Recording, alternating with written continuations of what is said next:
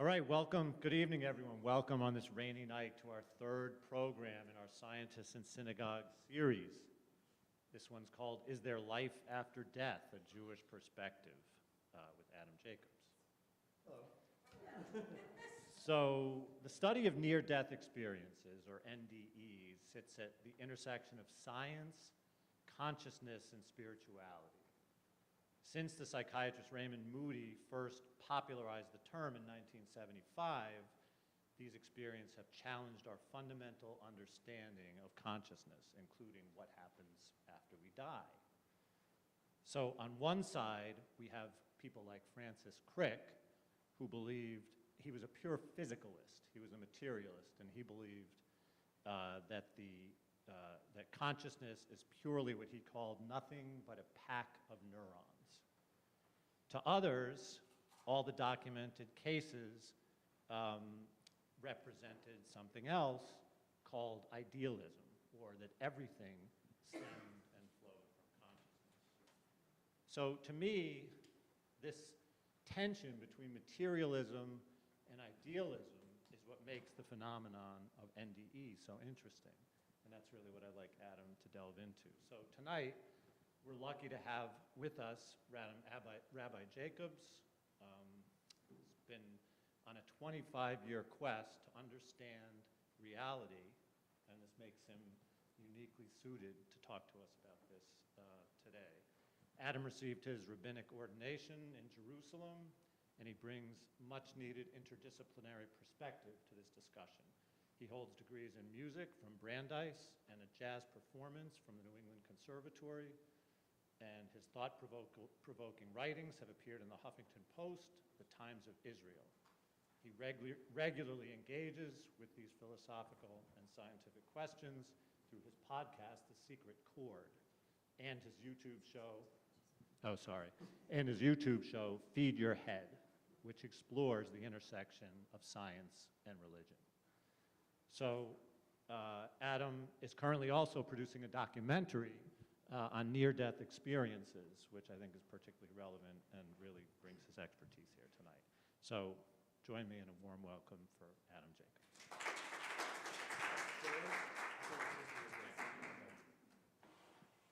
Hi, everyone.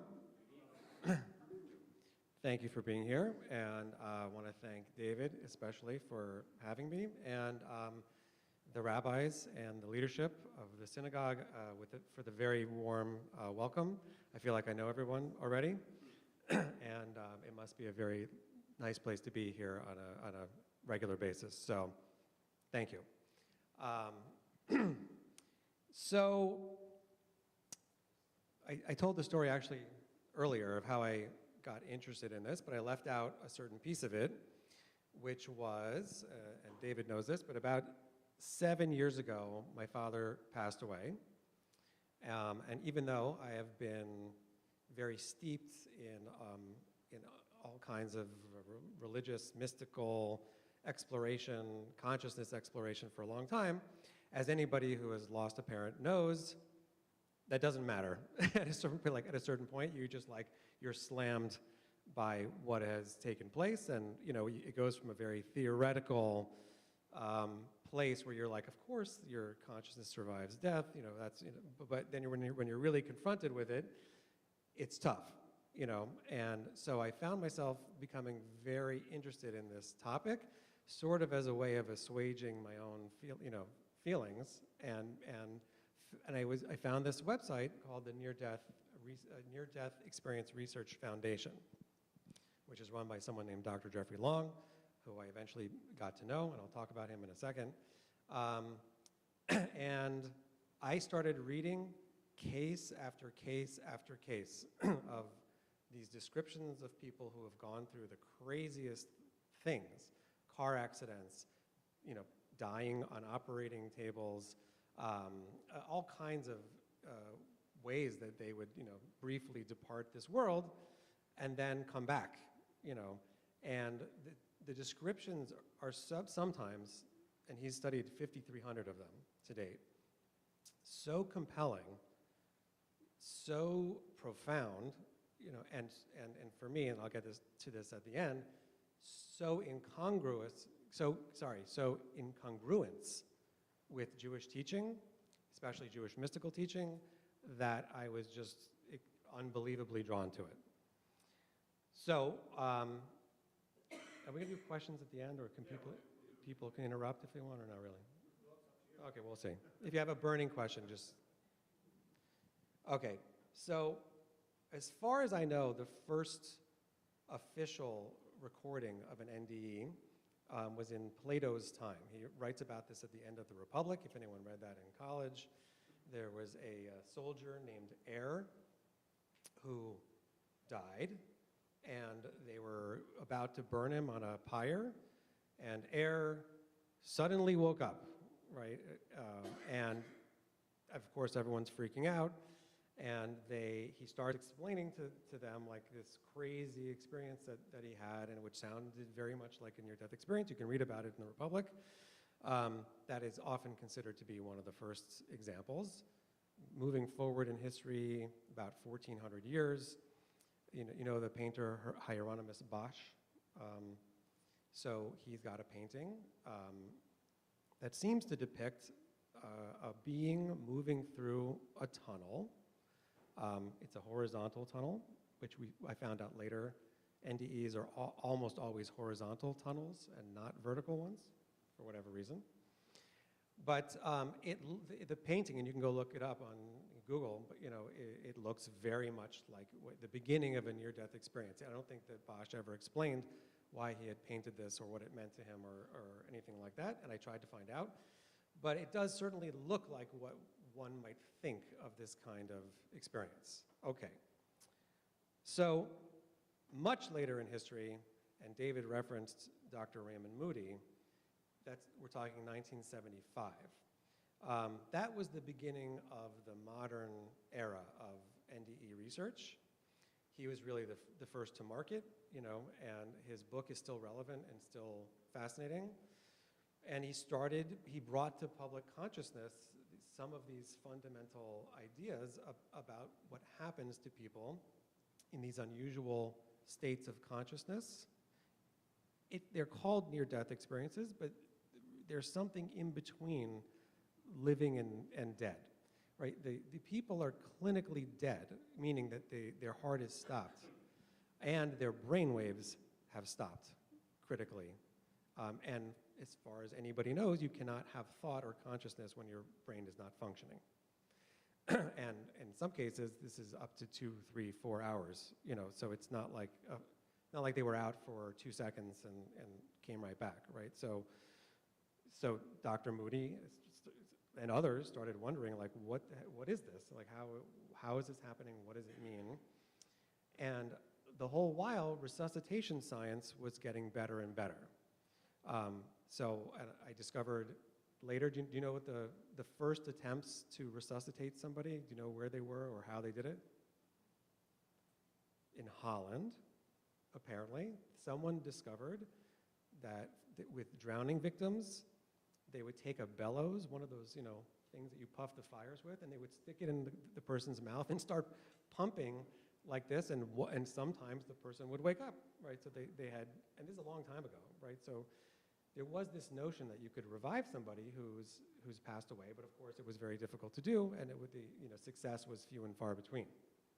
So moving forward again, there is, speaking of Holland, there's a Dutch cardiologist named Pim van Lovel, and he made it into a very important medical journal called The Lancet in 2001.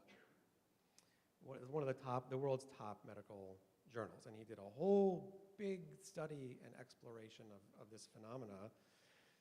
And it's worth reading, although it gets a little technical, at certain points he talks about the research methodology and so on and so forth, but the part that I love is the very end, when he starts to throw out how do we explain all this? And he knocks down most of the standard reasons that people give, which I'll talk about in a minute. And at the very end, he throws in one line, which is, we cannot rule out a metaphysical explanation for this phenomena. And for me, I was like, ding, ding, ding, ding. That's interesting, And it was astounding that it actually made it into this journal. right? So Pim Bam Level, he is a very important guy in this whole vertical. Dr. Bruce Grayson was a chairman of a psychiatry department at the University of Virginia.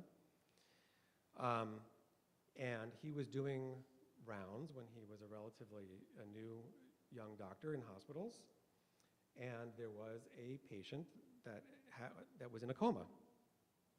And the patient fortunately came to a day or two late. I think it was the next day, maybe, but this person was in a coma, right? No brain activity. And yet, when Dr. Grayson went to visit her, as part of his rounds, like, checking in with the patients, making sure that they're mentally okay, she said, I see that you don't have the spaghetti stain on your shirt anymore. And he's like, what? He's like, because last night he had spilled spaghetti on himself while this person was unconscious, not unconscious, in a coma, right? In a different part of the hospital. And he's like, how did you know that? And she's like, I saw you. He said, what do you mean you saw me? Like, you didn't see you couldn't have seen anything. And she's like, no, I did. You were wearing this, and you were sitting in this place, and she starts describing the details. And Dr. Grayson, it was just like, wait a second, right? And that was the beginning of his journey of a lifetime, like his entire adult life of researching this phenomena. I've had the pleasure of meeting him and interviewing him. These are serious people. Like, I'd like to emphasize that. These are not National Enquirer writers, who decided to write about science. Like, they started as scientists and found this material. So if you're interested in him, he's got a book called After. Yeah, he's got several books, but that's a really good one. And then finally, Dr. Jeffrey Long, who I mentioned earlier, was a radiation oncologist who had a similar kind of experience. He would have these patients who would die and be revived, and then they would start saying these really odd stories. And he was like, what's going on with these stories? And it got him interested, and he went online and he started this research foundation, and he asked people to send in their stories. And he discovered, like, people were flooding in, so many people have had these stories. So I mentioned 5,300 you can read right now on his website if you're interested. That's a lot, it's a big sample size. What he found was this is a universal phenomena. It happens in every culture, every country, every background, every religious orientation, everything. But the strange thing and the unexpected thing is that there are a series of hallmarks of this phenomena. So you understand that that's not to be expected per se. Like, why is everyone having the same kind of experience? It's one thing if you say, like, people died and they were revived and they had some kind of fantastical vision or something. It's not really like that. It's much more orderly. Like, everyone's having a similar kind of experience. Okay? So there's about 12 hallmarks of the near-death experience, and some of them we're all very familiar with. Like, you've heard the term, "My whole life flashed before my eyes," right? Where does that come from? Like, why does anyone think that's a thing? Have you ever wondered that? You all know what I mean when I say that, right? Like, someone almost dies and their life flashes before them. Why should that be? Anyone want to speculate? You can't. Okay, I mean, some of this has really entered into the public consciousness and some of it hasn't yet. Well, your brain might, start firing in a certain way. That experience from the neurons in your brain could produce that experience. That's the physicalist interpretation. Okay, so we'll probably get into that. Okay, we wouldn't necessarily expect, even with that, everyone to be having the same experience. So it's odd that they are. Okay. So I'm not going to go through all of them, but number one, and by the way, I should just emphasize that not everyone has all of these experiences. They have some of them, right? A lot of people hear a sound of their consciousness leaving their bodies. Sort of, they describe it as a sucking sound or a buzzing sound or a siren or something like that.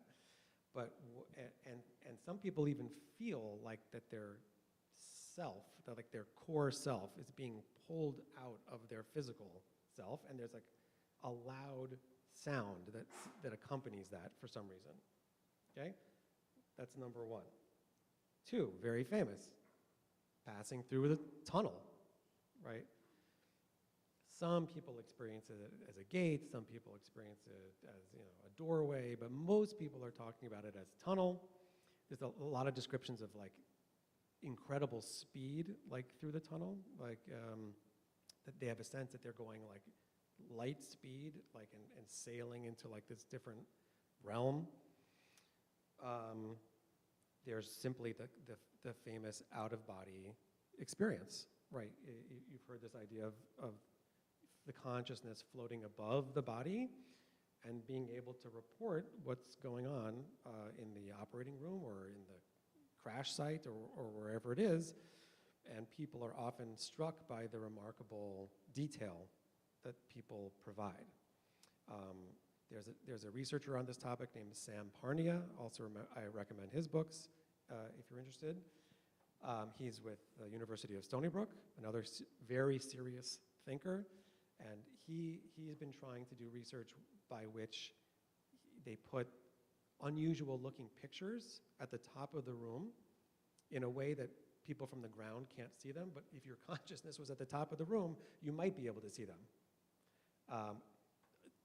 Truth be told, this has been inconclusive, right? So that study has not produced what he had hoped that it would, although apparently a lot of people, when you ask them, like, why didn't you notice, if you could describe the room, why couldn't you see this funny looking picture at the top of we put on the bookshelf? And they said, like, yeah, you just wouldn't be thinking about that. Like, your mind wouldn't be going there in this state. So, but that just, I think it depicts the kind of research that people are starting to bring to bear on this subject. And maybe someday, you know, they'll devise the tests that will work, you know, and we'll have no choice but to acknowledge it. You know, truth is we have acknowledged it. We're just trying to explain it still. But okay, that was the out-of-body experience. Very common is meeting spiritual beings. People have different words for what these entities are. Sometimes they describe them as of light beings. Sometimes they look like humans. Sometimes they look like other things. You know, but some other kinds of agents, you know, are in that world. Sometimes they communicate with them. Sometimes they don't. Sometimes they guide them places, so on and so forth. This is, number 5 is encountering a being of light. And when I say being, I mean like ultimate being, you know, like, so that when people are in you've heard this before also, this has also entered the public consciousness, but like a light brighter than a million suns that doesn't hurt to look into, right? And furthermore, when you interface with it, you feel like utter acceptance and love and peace, and like you don't want anything else out of life but to merge with this entity, right? A lot of people describe it like that, right? Some people are overwhelmed, some people are scared, but it's a very common theme is that they come into contact with what they view as the all, or the one, or God, or the other terms that they might use for it. 6, I just mentioned feelings of peace, love, and oneness. But it's not just feelings doesn't really describe it. I'm talking about like all-encompassing, overwhelming feelings on a scale that was unimaginable to people before. Which begs the question, for instance, for people who are dying on an operating table with coding, you know, and the beeping, and like, Are you going to have feelings of love and peace and like, or if you just got into a horrible car wreck, you know, and you're on the road and like emergency crews are coming, like that doesn't induce peaceful feelings in me personally, you know, and it's just interesting that for many people it does. And by the way, the instant that people's consciousness leave their bodies, according to their reports, all their worries vanish instantly. Like they're not worried about their family, they're not worried about themselves, they experience no pain.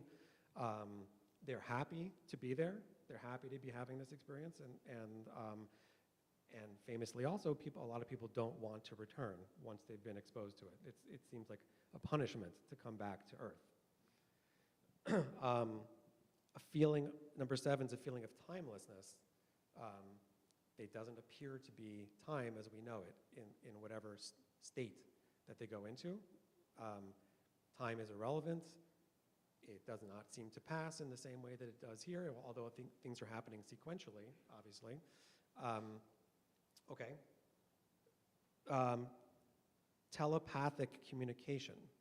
So interestingly, there doesn't appear to be a need to talk. They just, entities understand each other intuitively, automatically. It's like an instant transfer. And that's one of the interesting features of this, the spiritual descriptions of the spiritual world from religions and from mysticism are very much like this, right? Not a place of time, space, and matter, but a place where things can happen simultaneously, right? Where everything is happening at once, you know, our present, past, and future are all blended, and it's all part of a oneness, a singularity, right? It's an old idea. Very importantly, meeting deceased relatives. A lot of people talk about very quickly meeting grandparents or great-grandparents or brothers, sisters, and one of the most interesting features for me is nobody who is alive ever appears in their meetings. If it's a hallucination, if it's a fantasy, if it's your brain randomly firing, right? Wouldn't you think you just meet anybody? Like you meet your you know, agent at the bank, or you know, it seems very specific, and there are many reports, by the way, of people who did not know that somebody had died. They met them there, came back, and only then discovered that they had passed away. So it's weird. Let's put it that way, right? But there is a strong theme of being instantly greeted by people that you know and love, which is very nice if you know, if you think about it. It's a good way to rejoin the crowd. Number 10, we mentioned life review, your life suddenly passing before your eyes. And this is an evaluative kind of experience. In other words, you are being shown what your life was all about, how you impacted the world, how what you said to somebody, not only what you were thinking when you said it, but what they were thinking, and how they in turn went and spoke to somebody else, right? So the big picture of everything that you've done, and it's apparently, they describe it as being of tremendous import. Like, in other words, my actions really matter, right? It really impacts people. And so there's an exciting part of that, you know, and there's also a kind of scary part of that. Because obviously, if we've led the kind of life where we were not optimally great to people, and we're going to go through this kind of life review, it might be not as pleasant, you know, and some people describe regret and sadness. And by the way, this is taking place instantaneously, meaning all of your experiences that you ever had from the moment of birth until the dying are happening now. It's all just it happens, and you understand in detail every single thing that you said, felt, did for your entire life. So some people might describe that as hellish, right? Depending on what they did. And some people might describe it as blissful, because, looking how great my, my life was and how many people I helped and so on and so forth. But, we could talk about the concept of hell, which Judaism certainly does not accept in the same way that other religions do. But maybe it's just one in the same place, meaning, and there's reason to believe this from Jewish teachings in any way, that it just depends on how prepared you are to be in that place, And if you are ill-prepared, you might experience it as hellish, even though it's not really. And if you are, you're having a great time. You prepared, you were good. You're in your element when you get there. You're like, yeah, I understand this. It's all good. I lived a good life. I'm down for this, right? And vice versa, right?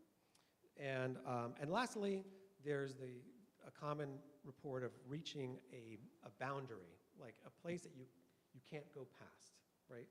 Sometimes a wall, sometimes a closed gate, closed door, but the message is sort of like you're allowed to be here, and now we have to make a decision. Like either we're gonna open the door, and then you're not going back, and you can stay with us, or you can choose to go back, right? And it's not always a choice. Sometimes they're just forced to go back. And if they don't, they die, and they're gone. But, and so people struggle with the decision, and they sort of intuitively realize that there's much more beyond the barrier, right? And I asked Dr. Long about this, and I said to him, it sounds like people are just going to the mudroom of the hereafter, right? Like they're just getting like their feet like just in the door. And he's like, that is entirely right. They're just, it's like the cheese sampler of the next world. And if you want the whole meal, you got to go the whole way, right? So those are the 11 hallmarks of near-death experience, okay? So far I've told you what they are, and I'm going to tell you what they're not, okay? But before we do that, are there any questions so far? If I'm gonna, yes?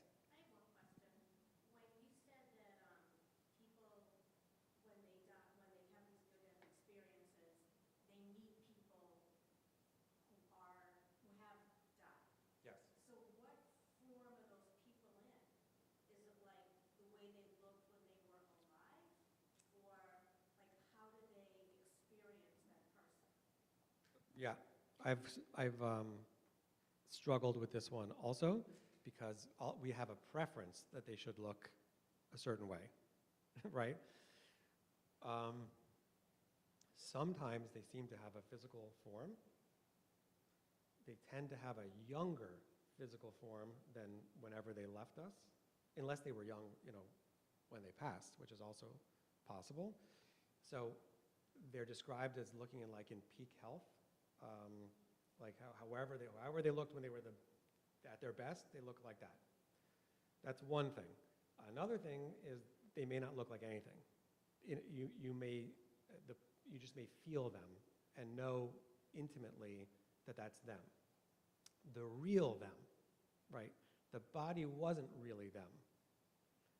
And this is one of the themes, both in mysticism of all sorts and in near-death studies, is they describe the other plane of existence as the real world.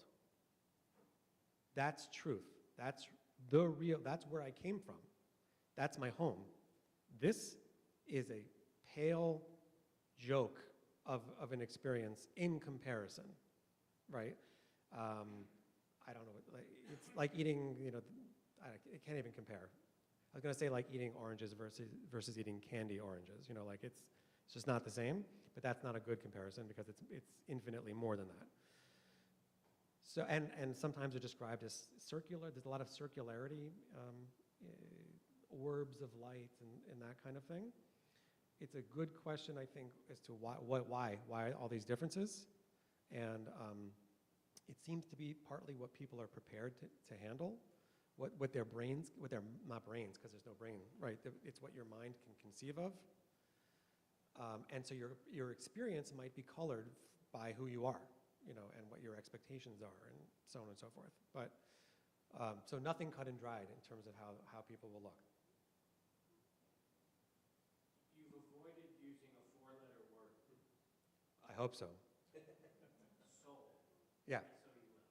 yeah. Any particular reason?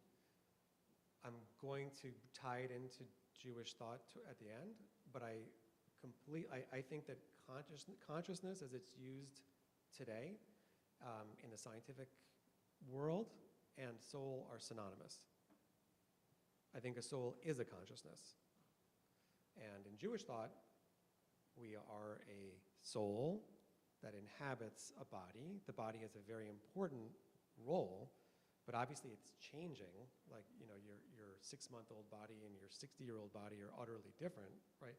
And in some sense, you could say they're different bodies, literally, right? But the consciousness seems to move along with it the whole way and remain cohesive, right? So I agree with you that that is the soul. Oftentimes it's a loaded word for people. I mean, we are in a synagogue and it's probably okay to use it here, right? But yeah, I agree with you. I find that they kind of come a little parallel, and I would be interested to see what you feel. What is your feeling with like near-death experiences and past lives? Very related. Yeah. So there's a lot of study about past lives that is extremely compelling and really worth looking into. Apparently, there is an option to be reborn, right? Am I going in the right reincarnation? Are we talking about? Yeah, are you familiar with Dr. Brian Weiss? Yes. It was interesting because I went to one of his very intimate setting. Yeah. Past lives, and he can transgress people. So no, not necessarily. Like there was never really an option discussed. It was more or less like there was somebody. I highly suggest anybody who wants to learn anything about this. Dr. Weiss is amazing, and many masters, Many lives, many masters. Yeah. is a great way to start out. That book is phenomenal on how he started with it. Can I recommend one just in advance of that? Sure. Dr. Jim Tucker. It's called Before. He works with Grayson, who wrote After, right?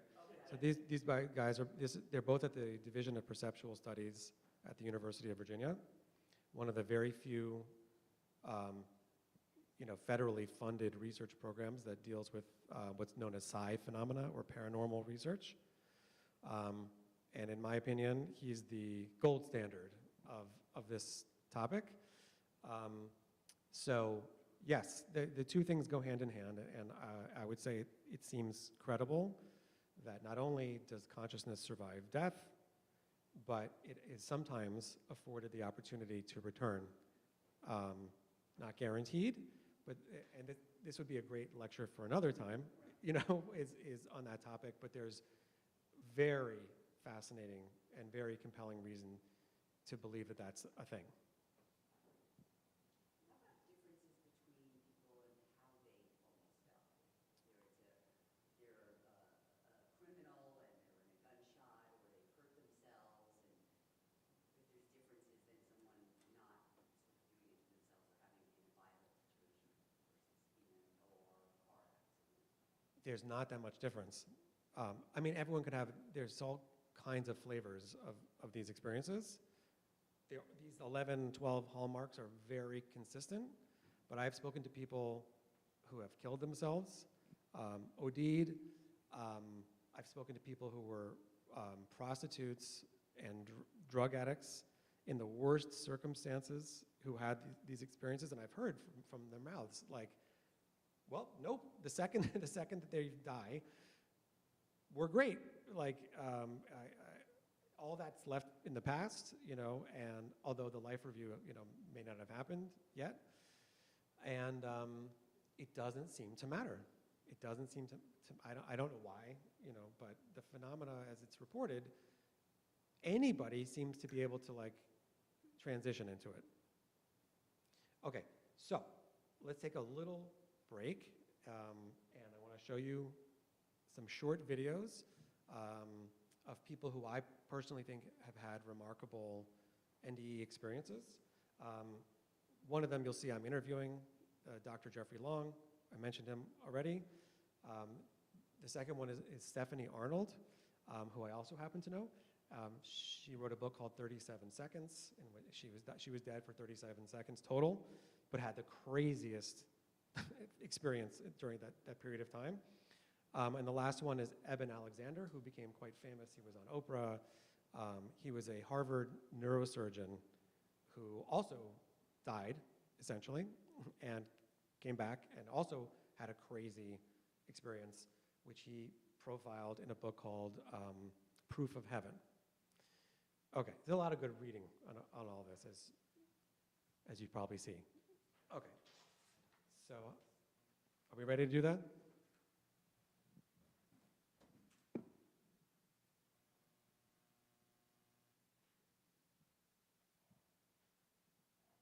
One of the most dramatic interviews I ever did with a near-death experiencer was Vicky.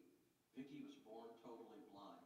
To Vicky, vision, as we all know it, was unknown and unknowable. You cannot describe vision in terms of the remaining four physical senses. I tried, it's just impossible.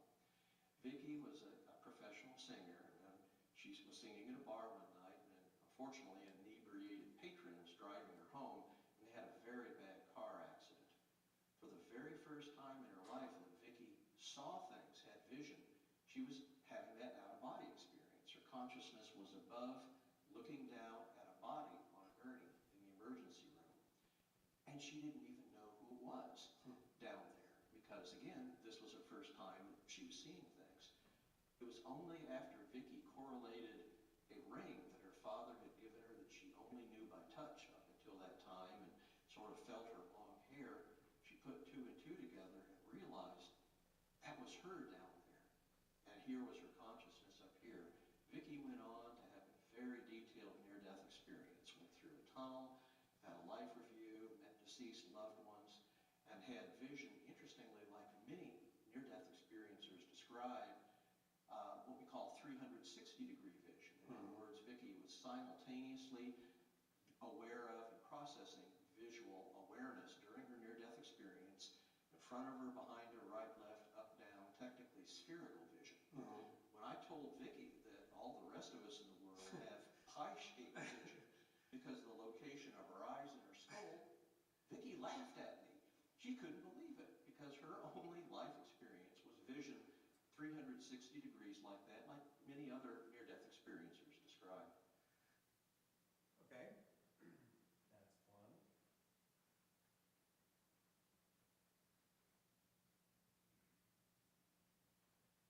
So you start the first phase of amniotic fluid embolism, flatline, heart attack, everything, and then you go into DIC, which is your body's inability to clot blood.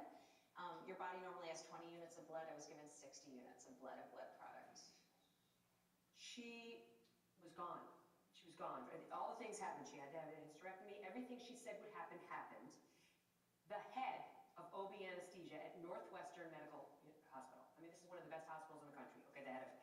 Her name is Dr. Nicole Higgins, said, I have no explanation for it all. All I know is she acknowledged, this is her memory of what happened, of certain events and people and situations in that room that would have been impossible for her to know. Eyes taped shut, drape in front of you. You know when you have a C-section, there's the drape. And tell them what you could see. So I saw who hit the button for the code. I saw that my anesthesiologist was down by my feet. I saw the nurse that jumped on my chest to give me CPR. I saw what was happening down the hall with my other child in the labor and delivery room. My husband wasn't present at the time, but I saw what he was wearing when he got off the plane. I saw, I had heard my doctor say over and over again, this can't be happening, this can't be happening. And I said to her later, I said, did you say that? And she said, I did, but in my head. I should just mention with her that she also had a premonition of her death, where she again and again was telling her doctors that she was going to die, giving birth. And of course, they said there's no reason to think that, you're just being completely hysterical. But one nurse decided to bring a crash cart anyway, just in case, because she had said it so many times, and that ended up saving her life. So, question one, how did she know that this was going to happen? Question two, how did she have this entire experience? How did she see people when her eyes were taped shut and she has no consciousness? Okay. One more.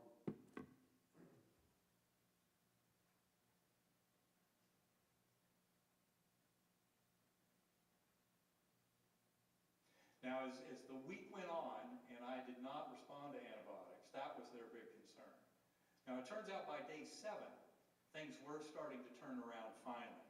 My white blood cell count was coming down a little bit, but the problem was I had no neurologic function left at that time. They were at the point of doing brain death criteria.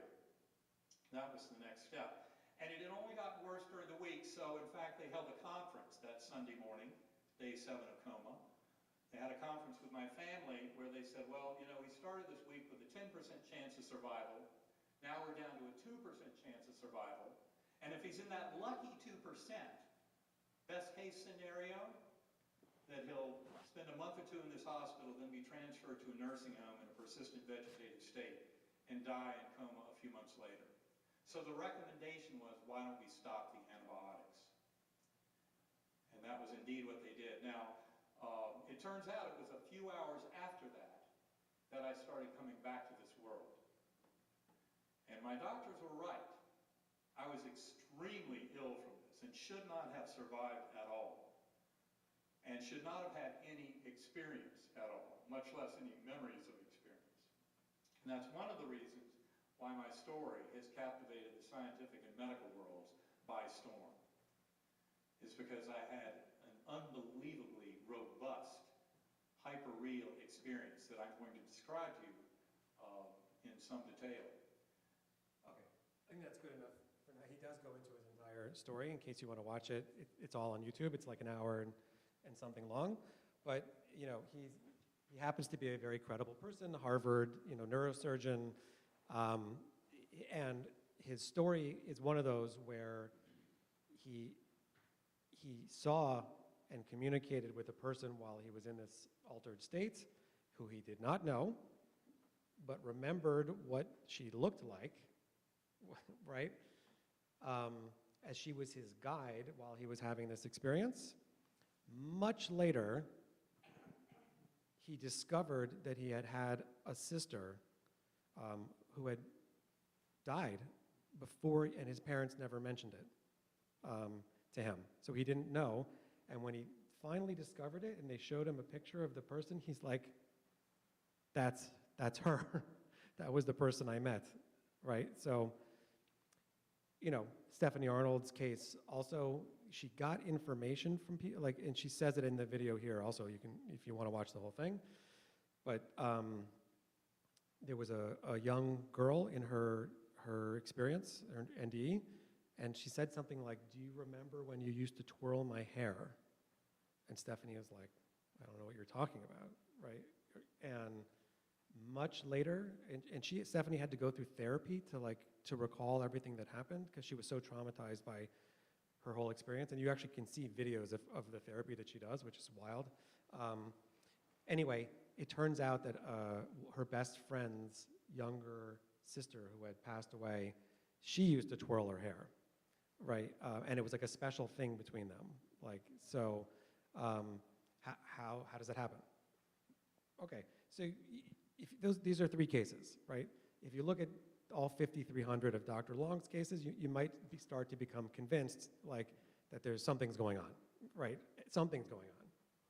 So we mentioned the hallmarks of NDEs. We mentioned it's a very old phenomena. It's been rediscovered in modern times. There are serious researchers who are looking into it. There's always challenges that are brought up. I'm not going to go, it's getting late. We won't do all of them, but just to touch on them and then to tie it into Judaism, and then I'll take any questions that you might have. But how about, well, it's drug-induced. It's just drugs are causing these experiences. So if you go on a website called Arrowid, you can see people's accounts of their drug experiences, and there's thousands of those. And I did this. And if you compare NDE experiences or heroin experiences or whatever it is that people are on, they tend to be convoluted, not clear, not following a pattern. And I'm not saying that psychedelics, by the way, cannot produce this kind of effect. I think personally that they can, and I think that there's There's a reason for that, which ultimately has to do with the reduction of brain function.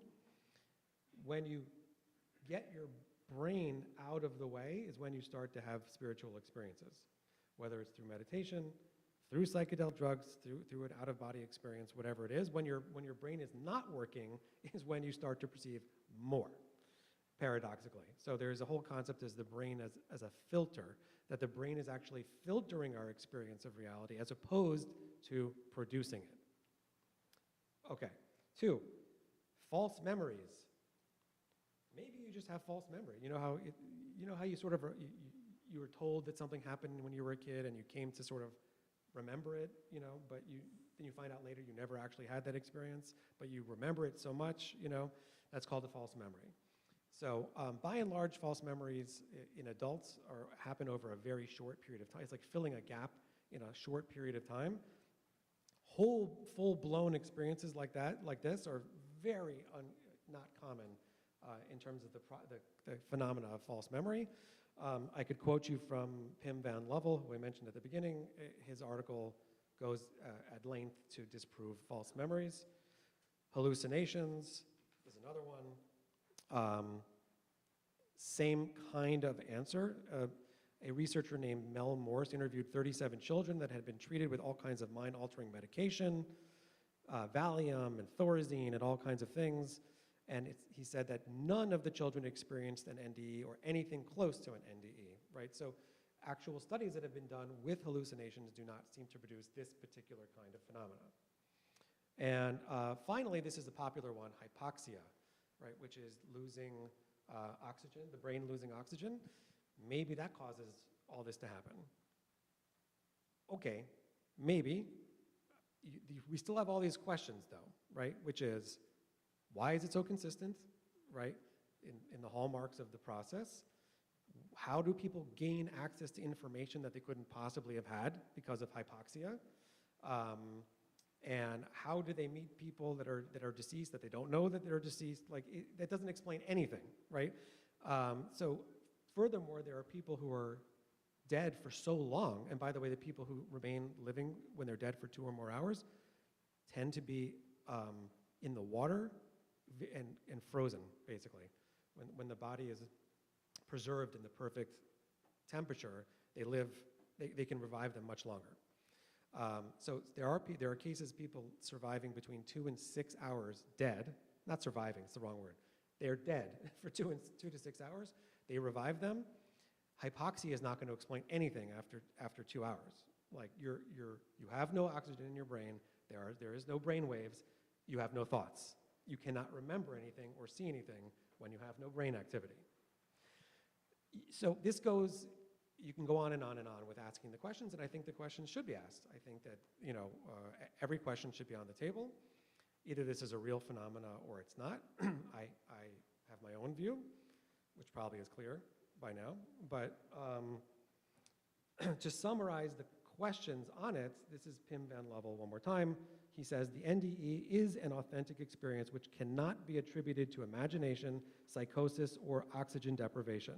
After such a profound experience, patients' personalities underwent a permanent change.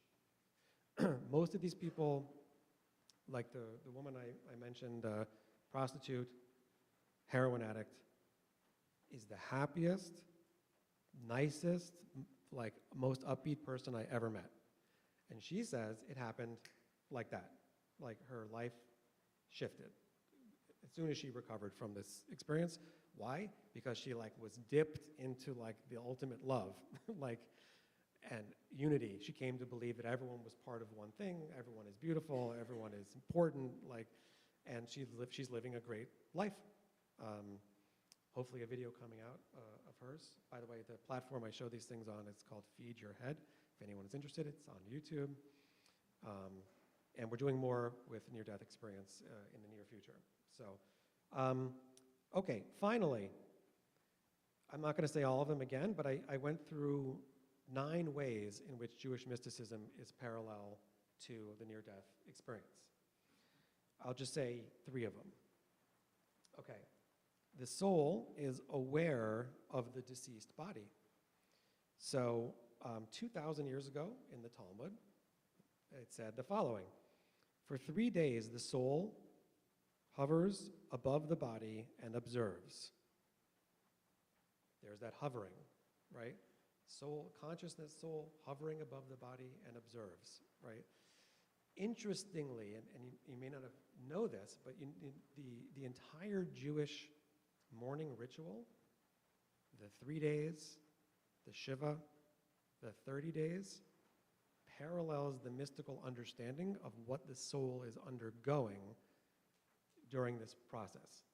And it's as if you're doing it with them, like you're escorting them sort of to the hereafter, but there is this sense that especially at the beginning, the soul is there above the body and is able to observe what's going on, according to the Talmud, according to modern science. There is also a Talmudic idea of the peacefulness of dying. Now, it gets a little complicated because it's not always like that, okay? But this is in potential, at least. It says, this is from the Talmud again, death is like removing a strand of hair from a cup of milk. In other words, that's an easy process, right? Now, it does go on to say that there are other kinds of death that are less easy than that, but it does seem to be that the more attached one is to their physical self, the harder it is to remove the soul from it. And therefore, if a person completely identifies as a body, that they struggle with the idea of the soul leaving the body. They miss the body, they want the body, and they're upset at not being joined with it. As opposed to people who don't think so much of it, and don't care that much. They're ready to leave, Those people seem to have a nicer experience. Okay. And finally, this whole idea of the life review that we've talked about, this is also from the Talmud. It says, the sages said, at the hour of a person's departure to his eternal home, all of his deeds are enumerated before him and are rendered visible to him once again. And the deeds themselves say to him, you did such and such in such and such a place on such and such a day. And he says, yes, that is exactly what happened. So we have this. We have this. And that's why I told Dr. Long in our interview, I'm like, this sounds very familiar, I asked him, how is it that we have this in ancient sources? And his reaction was, we don't have this in ancient sources. I've never heard of that. And I'm like, can I send you them? And I sent them this email.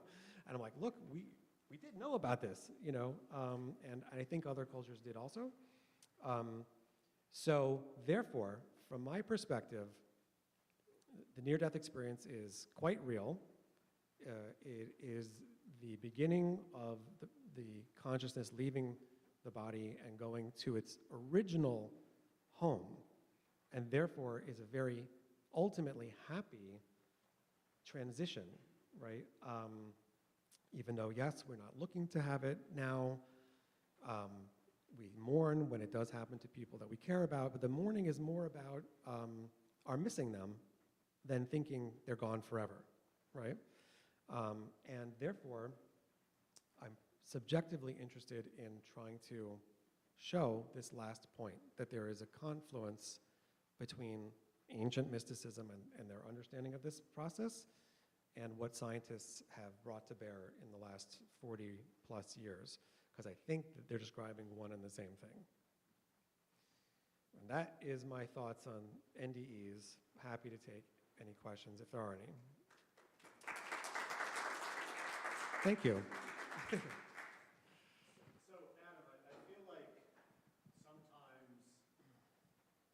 there's a little beating around the bush with this idea of this confluence between the ancient Jewish sages and mystics and these experiences, right? So I love this idea that there's a parallel there. And so, would you say that the ultimate reason for that is because the Jewish sages they're not studying near-death experiences, they're tapped into divine religious sources that have within them hidden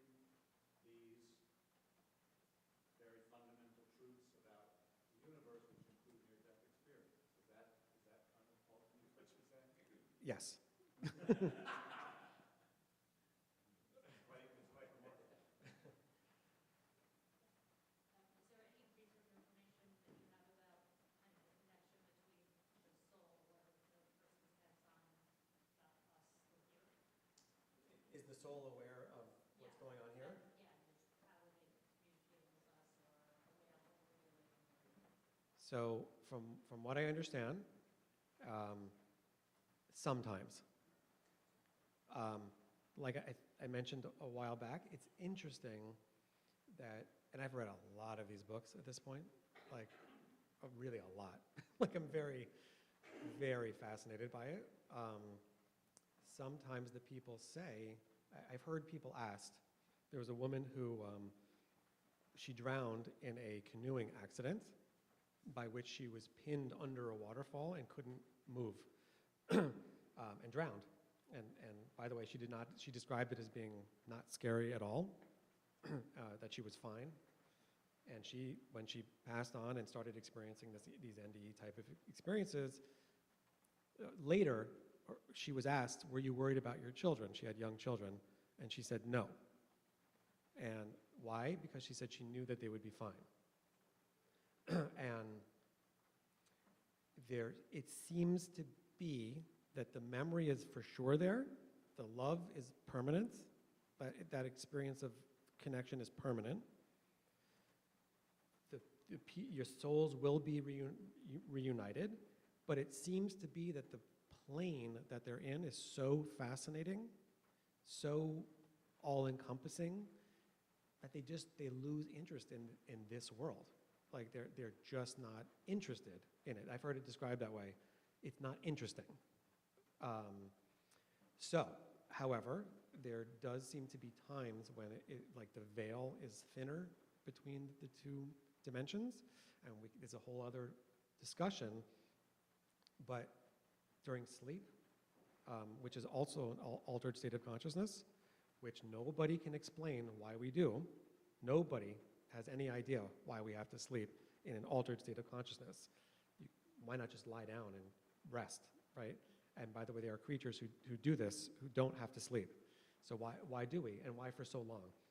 So there are those who say that, and the Talmud says this also, that sleep is 1/60th of death.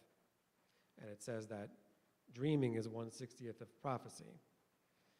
It seems to be that there are times when you can interface more. And who knows, considering how often that we don't remember our dreams, who knows who we're visiting with, you know what I'm saying? And for anyone who's lost a parent, once in a while they show up. But it's not every day. It's only once in a while. And so totally subjective. I sort of feel that there's rules, like they're not allowed to come to you that often or something like that. Although I have no source for that. That's just my feeling. Follow up? Yeah. Can you speak more about the souls reconnecting later? Yeah, I mean, like I said, there seems to be an immediate reunion with some people. I don't know why those people are selected. I don't know why. I don't know why it happens that way or exactly what it means. However, there seems to be a part of it where like it's comforting the soul in this transition and welcoming them back, right? But this plane is a world like this. There's communities, there's millions of souls, there's millions of people, right? Everyone who's ever passed on is there. And sometimes they describe structures and buildings and trees and meadows, but it's always described as being intensely more, much more intense, much more real. And it's so interesting because the Talmud says that it says actually in the next world there will be colors that we've never seen before. Why would it say that? So they say like the experience of green is unlike any experience we've ever had before. Yeah, we all know what green is, right? but it's the intensity and it's almost, there's no words to explain what it is. I've gone on a little tangent, but in answer to your question, I think you have access to anyone who's ever passed. Yeah. Humans are only a small fraction of living things, and many of these other living things have self-awareness. Yeah. We have to, in studying this, we have to postulate that we're unique, and this gets down to being chosen. Chosen I and wonder if you look at Hindu theology, Yeah. of course, they have a different definition of this uniqueness, I think. You mean not just human? Yeah. So I'm just wondering, aren't we really sort of studying the nature of being and consciousness rather than, I look at the other side of the equation, not near death, but what is life? And how do we transition? And what happens to other things? Because everything dies. Yes. So that's a great question.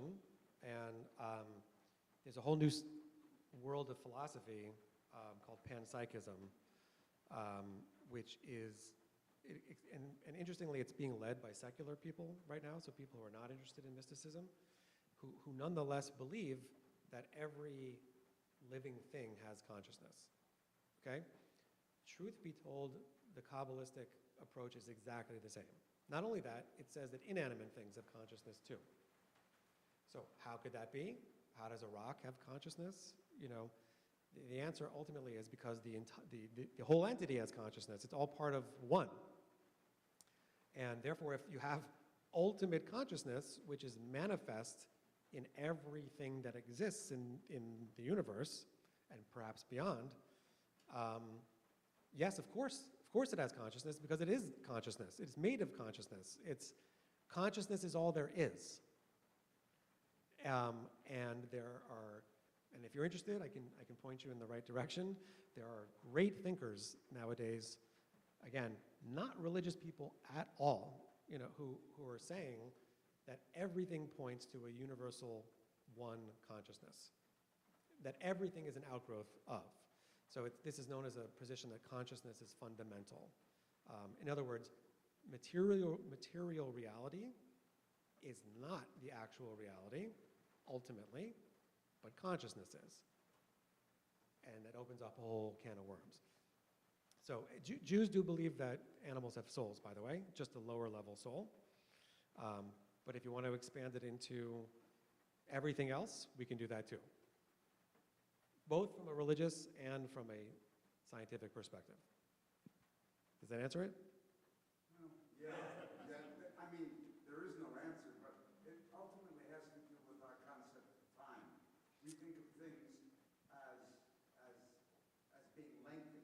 Yeah. But if time is truly infinite, then everything that has occurred will occur again. I'm not sure about that, but okay. That is a position. If it's truly infinite and there's no end, it has to happen. I'm not sure if the universe is infinite. You can't prove it, but it suggests it. Yeah. So And all we look at is transitions. So Nietzsche talked about this as the doctrine of the eternal return, right? I'll admit that I'm not so partial to it. There is a possibility that the universe is eternal. I think there's a stronger possibility that it's finite, personally. And there's empirical reasons to think that. There's philosophical reasons, but I don't know. I don't know. And I could work with it either way, truth be told. But anyway, I do think that animals have souls and consciousness as well. Yeah. So Adam, I have one more question, and then one more. Yeah. It sounded like you were describing these cases in the 5,600 or 5,300. In one way, it sounded like they're fingerprints. Each one of these is unique and different, but there were some commonalities. In these 53, was there any central, one idea that everyone mentioned, so it's almost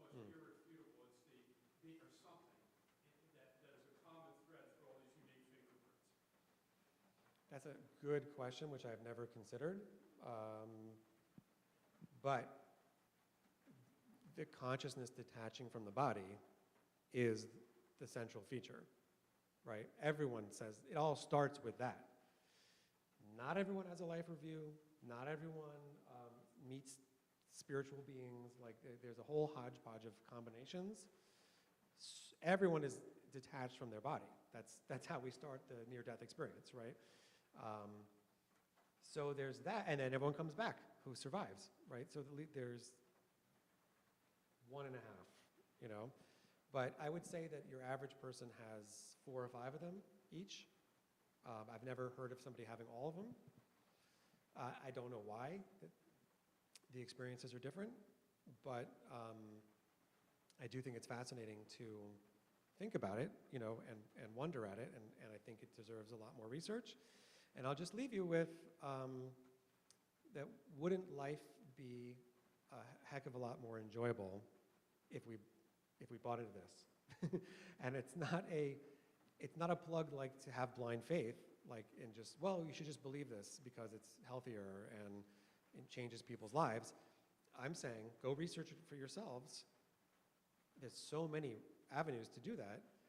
But if it is true, in my subjective estimation, it's the single most important thing that we could possibly discover and has the potential to improve our lives in immeasurable ways. So I encourage, thank you for listening, and I encourage everyone in their own way to go out and look into it more. Hi, sorry. So, as you've been doing your readings, have you come across any of the scientific research that has perhaps postulated that those who have died that come back with a memory that is positive Mhm. are those that remember that near-death experience? Mhm. If someone were to have an awful time, Mhm. in fact, a hellish time, and have a near-death experience, they do not recall that upon re-entering their physical being. So there's something like 5% of the people do have a hellish experience. So we didn't talk about that so much.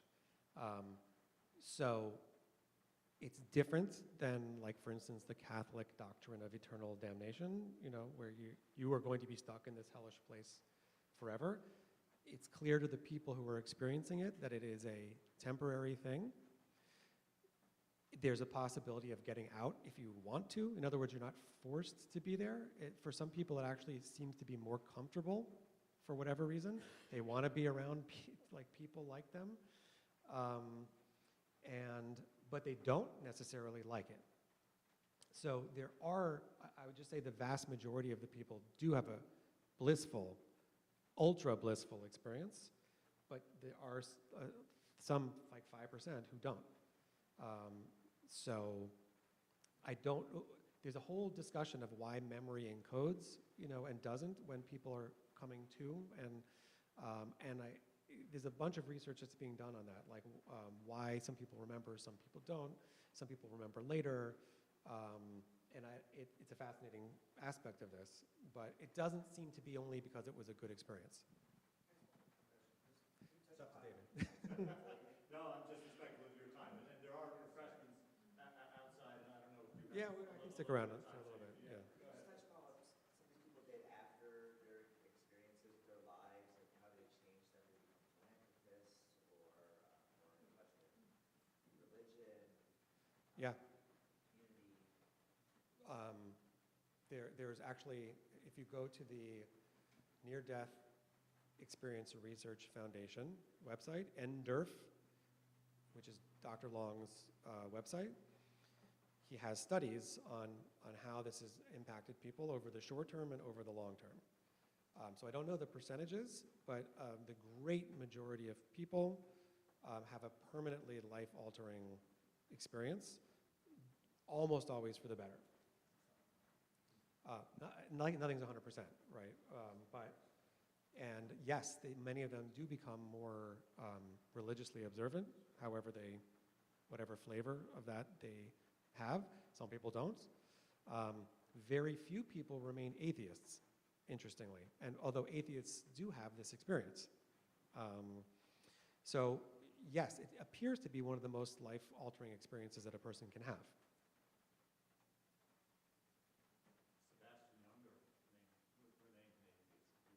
Yes, but he didn't have a full-blown NDE. He sort of did. It was pretty good. It was a good, I mean, he's a great writer, I know, it's a great, yeah. Okay, thank you so much. Thank you.